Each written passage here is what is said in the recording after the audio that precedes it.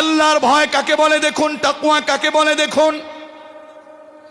দস্তরখানা বিছিয়ে যখন খাবার শুরু করবি, ওই সময়ে একজন রাখালকে দেখতে পেল।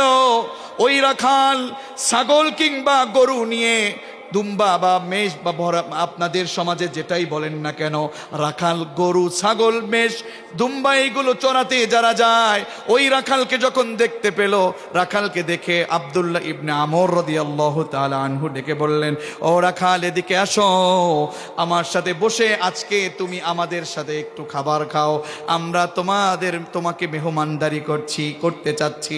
রাখাল বললেন, ও আল্লাহর নবীর সাহাবী শোনো, ও আগন্তুক পথিক শোনো, আমি আসলে কিছু খাবার খেতে পারবো না, কারণ আমি রোজাদার, আমি রোজা রেখেছি।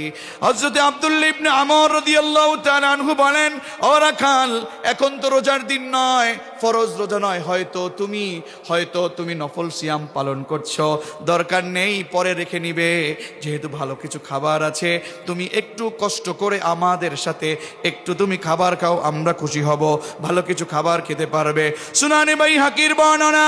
রাখাল জবাব দিলেন, ও পথিক শোনো শোনো, আমি তো লোক দেখানো রোজা রাখছি না, শোনো, শূন্য দিনের সেই দিনের জন্য, আখিরাতের দিনের জন্য আমি কিছু আমল রাখছি, এই জন্য আমি সিয়াম পালন করছি।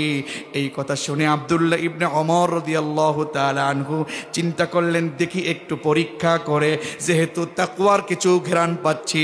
রাখালকে বলল, রাখাল এই যে তোমার কাছে ছাগল বলো, দুম্বা বলো, এইগুলো কি তোমার নাকি, তুমি কি এর মালিক নাকি? বলে না, আমি এটার মালিক না। তাহলে এক কাজ করো, এই ছাগল থেকে বা এই মেষ থেকে আমাদেরকে একটা ছাগল কিংবা মেষ তুমি বিক্রি করো, বলো একটু বিক্রি করে তুমি আমাদেরকে তুমি সুন্দরভাবে একটু খাবার দাও, তোমার মালিক তো দেখবে না।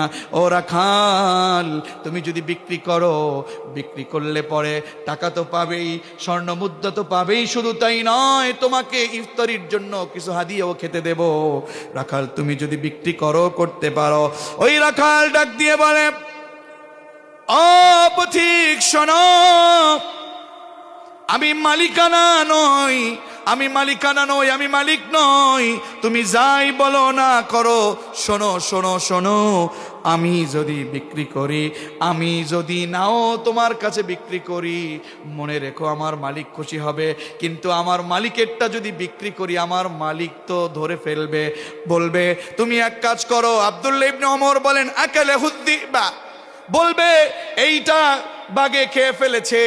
বলল, শোনো পথিক, আমি আমার মালিককে বলতে পারি, মালিক যদি নাও দেখে, এই মালিকের মালিক একজন আছে, তিনি কে? ওই আল্লাহ তো আমাকে দেখে ফেলবে, মালিক, তিনি তো আমার মালিক, মালিক না দেখলে কি হবে, আল্লাহ দেখে ফেলবে।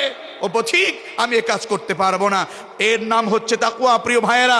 সুতরাং আমরা সকলে মিলে তাকওয়া অবলম্বন করলে একজনকে ভয় করে করতে হবে, তিনি কে?